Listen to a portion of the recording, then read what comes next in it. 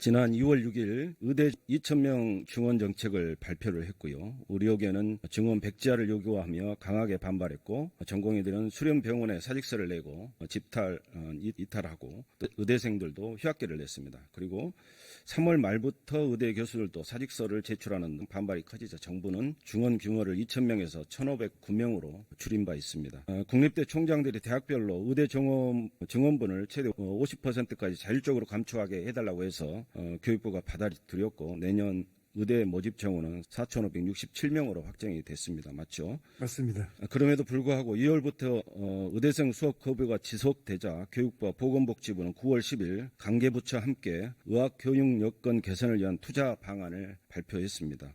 의대 교원시설 교육기자재 확충 및 개선, 또 의대 교육과정 혁신을 통해 의학 교육질 제고, 이런 내용들 다 굳이 말씀 안 드려도 아실 거니까, 네.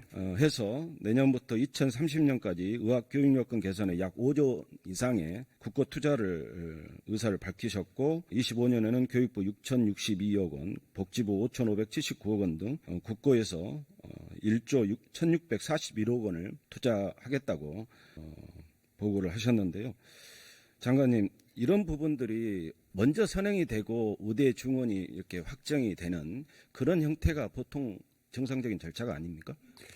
예, 사실 의대 정원하고 이런 투자 계획하고 또 복지부가 발표한 여러 가지 이제 의료 개혁들이 전체가 하나의 패키지라고 생각을 합니다. 근데 중요한 거는 의대 증원 먼저 발표를 하고 의료계랄지 여러 가지 이제 반발이 심하니까 교육부에서 나중에 투자 계획을 발표한 거 아닌가. 그래서 저는 선호가 좀 바뀐 것 같은, 최소한 같이 의대 증원 계획이 발표가 될 때 이런 투자 방안도 발표가 되었어야 된다고 보는데, 그런 부분에서 좀 미흡했지 않았나 이런 생각이 듭니다. 너무 의대 증원 계획을 완벽하게 준비도 안 한 상태에서 총선용으로 좀 발표한 거 아닌가, 그런 지적을 해봅니다. 네, 복지부가 수차례 설명을 드렸습니다만, 사실 그 정원에 대한 논의는 과거부터 쭉 이제 해왔고, 또 역대 정부가 이루지 못했기 때문에 워낙 이제 시급한 어젠다였다고 생각을 하고요. 처음 발표할 때도 말씀하신 그런 이제 과제들에 대해서는 방향을 제시한 걸로 알고 있습니다. 내년도 의과대학 모집 정원 증원에 대한 사회적 합의가 이루어지지 않은 상황에서 의학교육 여건 개선 사업 1조 원이 넘는 예산을 편성이 문제라는 것도 지적이 되고 있습니다. 지난 8일 교육위원회 전문위원회가 작성한 25년도 교육부 소관 예산안 예비심사 검토 보고서에도 나와 있는데, 사회적 합의가 부재한 정책 추진으로 인해 의료계 전체적으로 반발이 일어나고 있다. 이런 상황에서 의학교육 여건 등의 설비 투자 등을 하는 것은 예산의 비효율적 배분으로 보여진다. 라고 밝히고 있습니다. 또 전문의는 현재 정부 국회 등에서 논의되고 있는 사회적 합의 기구를 통한 의대 정원 논의를 통해 정원 합의를 완결짓고 그에 기반한 예산 편성이 필요할 것으로 보인다고 제안을 했는데, 여기에 대해서는 어떻게 생각하십니까? 사회적 합의는 분명히 중요하고요. 이번에 여야 의정협의체가 이제 시작이 돼서 그 사회적 합의 절차가 이제 다행히 늦게나마 시작된 거에 대해서 정말 기쁘게 생각을 합니다.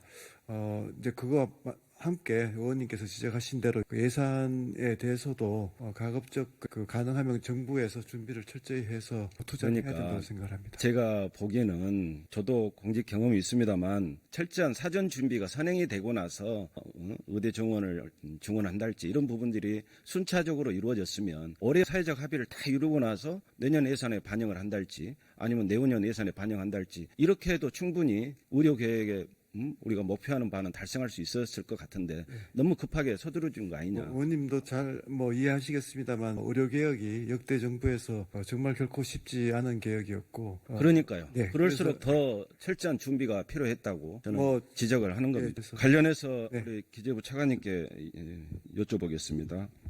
국가재정법에 따른 예비타당성 조사를 거치지 않고 예산을 편성했다라는 지적이 있습니다. 지금 의료 관련 여러 가지 투자 방안 관련해서요. 이 부분에 대해서 어떻게 보십니까? 의료개혁 관련 예산은 이제 크게 네 가지로 나눠지는데요. 인력 양성이 있고, 그 다음에 필수 의료, 그리고 지역 의료, 마지막에 이제 의료 안전망하고 R&D인데요. 이거는 하나의 특정 사업으로 묶이는 게 아니고 각 개별 사업으로 이제 나눠지는 거기 때문에 이거를 통으로 묶어서 예타는 거는 뭐 그렇게 적절하지 않다고 생각합니다. 네, 알겠습니다. 관련해서 제가 또 한 가지 지적을 해야 될 게, 의대 정원 절속 추진에 따른 의료 대란이 심각한 가운데 여러 가지 사회적인 문제가 발생이 되고 있습니다. 그 중에 하나가 지방 의료의 보루인 국립대병원이 환자 수 급감 등으로 상반기 적자 폭이 4천억 원이 넘는 등 자본 잠식 상태로 고사위기에 처해 있다고 합니다. 아울러 24년 상반기 국립대병원 손실액 현황을 보시면 전국 10개 국립대병원 올해 상반기 손실액이 4,127억 원이고 작년 상반기 손실액이 1,612억 원보다 2,515억 원 증가한 결과를 보이고 있습니다. 이 서울대병원을 비롯해 국립대병원의 애로 및 근이상을 취합한 결과 국립대병원들은 진료 공복에 따른 의료 수익 감소로 병원 재정상이 악화돼서 정상적인 병원 운영이 어려워지고 있고 비상 경영 체제 추진 등 예산 감축을 위한 자구 노력에도 불구하고 대규모 마이너스 자금 운영이 불가피하다는 입장입니다. 또한 의료기관 경영이 어려워지면서 대학 병원급을 비롯해서 많은 의료기관의 대금 결제 난항으로 유통 제약으로 이어지는 자금 회전에도 어려움을 겪고 있는 것으로 나타나고 있고요.